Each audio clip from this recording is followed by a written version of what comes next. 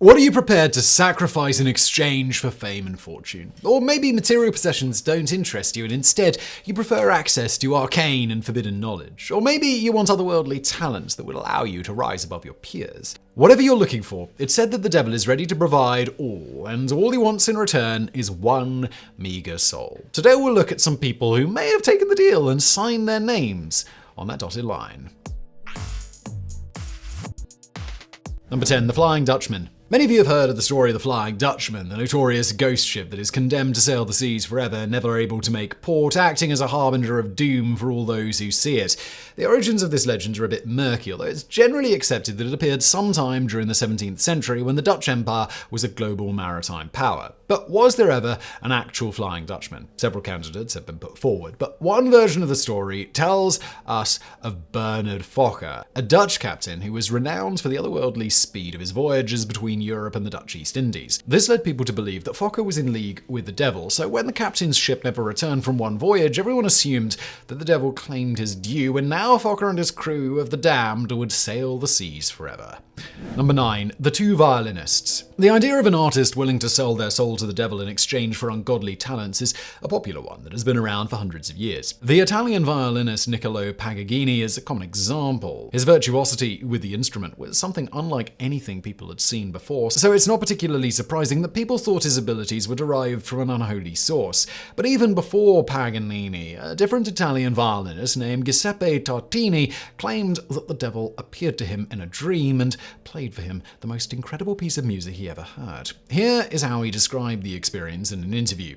"One night in the year 1713, I dreamed I had made a pact with the devil for my soul. Everything went as I wished. My new servant anticipated my every desire. Among other things, I gave him my violin to see if he could play. How great was my astonishment on hearing a sonata so wonderful and so beautiful, played with such great art and intelligence as I had never even conceived in my boldest flights of fantasy." Upon waking, Tartini tried to recreate it, and that became his magnum opus, known as the Devil's Trill Sonata. Number 8. The Man Who Tricked the Devil.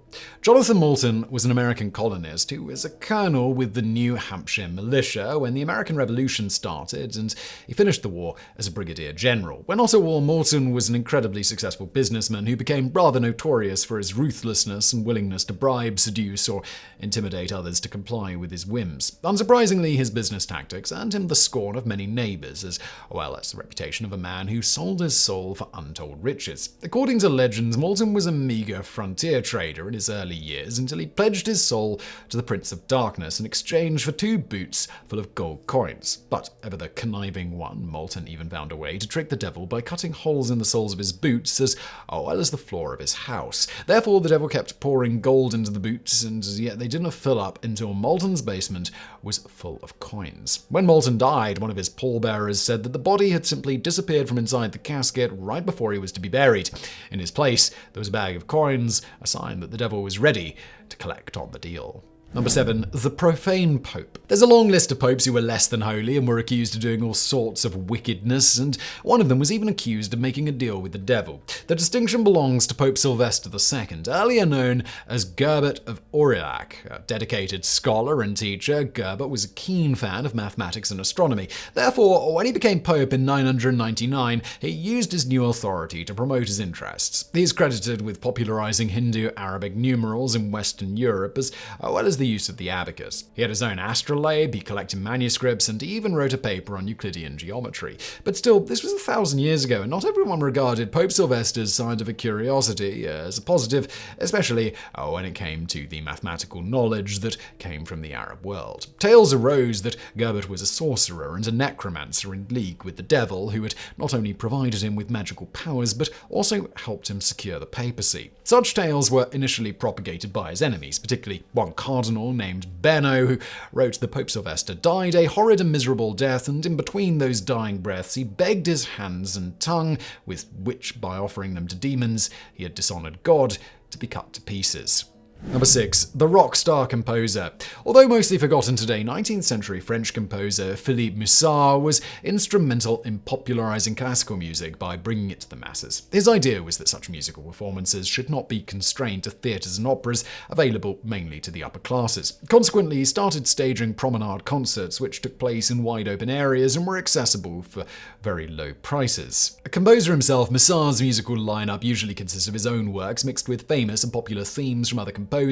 The music was accompanied by frantic dances such as galops, quadrilles, and, of course, the can-can. Musard's performances proved wildly popular with the lower classes, and his shows became the scenes of the biggest parties in Paris. But, of course, not everyone was happy with such debauched entertainment, and rumours soon appeared that the composer was in league with the devil and he was trying to corrupt the good people of Paris into a life of sin. Number 5. The Healer and the Schoolmaster. King James VI had a bit of an obsession with witchcraft and black magic, and even wrote his own dissertation on necromancy called Demonology. In 1589, his wife, Anne of Denmark, was endangered by a storm at sea, and the king became convinced that these contrary winds were the result of witchcraft. Consequently, the number and intensity of witch trials increased significantly during the late 16th and early 17th century. Most notorious of these were the North Berwick trials, which stretched over 2 years and led to over 70 people being accused of witchcraft. 2 of them were seen as ringleaders. One was a healer named Agnes Sampson, who confessed to over 50 charges of witchcraft, while the other was a local schoolmaster named John Fearn, who had admitted to making a pact with the devil and then acting as a register and scholar to many budding witches in the region. Both confessions were, of course, obtained under extreme torture, and both people were later executed for their deeds. Number 4. The Murderous Nobleman. Of all the people on this list, the one most likely to have been in league with the devil was Gilles de Rais, since his actions were indeed heinous and his wickedness almost unequivocal. Originally hailed as a hero of France for his role in the 100 Years' War, a time during which he served as a comrade in arms to Joan of Arc, the nobleman Gilles de Rais lived a secret and gruesome second life where he enjoyed torturing and murdering children.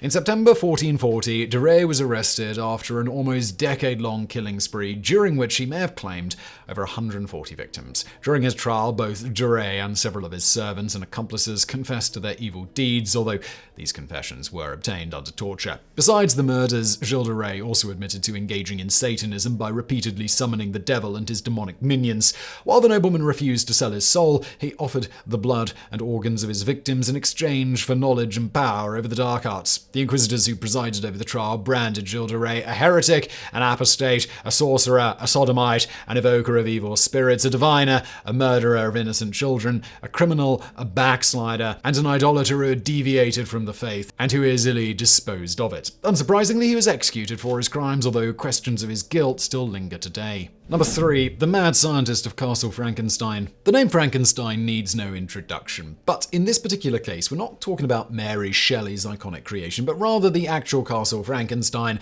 and the real mad scientist who lurked inside. His name was Johann Conrad Dippel, and he lived at Castle Frankenstein during the late 17th and early 18th century. Although he started out as a theologian, Dippel ultimately developed an obsession with alchemy. It was said that he tried to develop the elixir of life and even worked with cadavers in order to practice soul transference. Tales of his experiments shocked and terrified the local villagers, but even his peers were put off by Dippel and his work. His contemporary and former friend Emanuel Swedenborg decried him as a most vile devil who attempted wicked things. For Dippel, nothing was off limits, so it comes as no surprise that people believed he ultimately sold his soul to the devil in pursuit of the most arcane knowledge. Number 2. The Devil Blues. Here we have a similar scenario to that of the 2 violin players, but it involves 2 blues musicians. The story of Robert Johnson is well known and a popular one. When he started out as a 19-year-old blues player, his skills were nothing to write home about, but he seemingly disappeared for a few years, and when he reappeared, he had become a master and remains to this day one of the most influential blues players in history. People believed that Johnson had obtained his prodigious skills through ungodly means by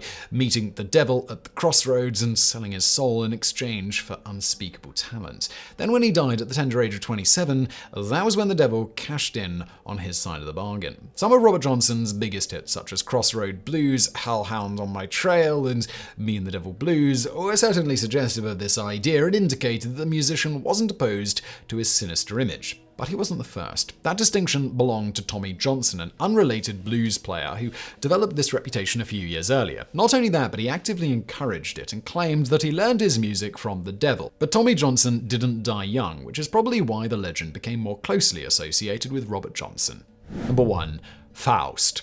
A Faustian bargain is defined as a deal where a person is willing to trade something of supreme moral or spiritual importance in exchange for material benefits or possessions. It is derived from the German legend of Faust, the scholar who sold his soul to the devil in exchange for unlimited worldly knowledge and pleasures.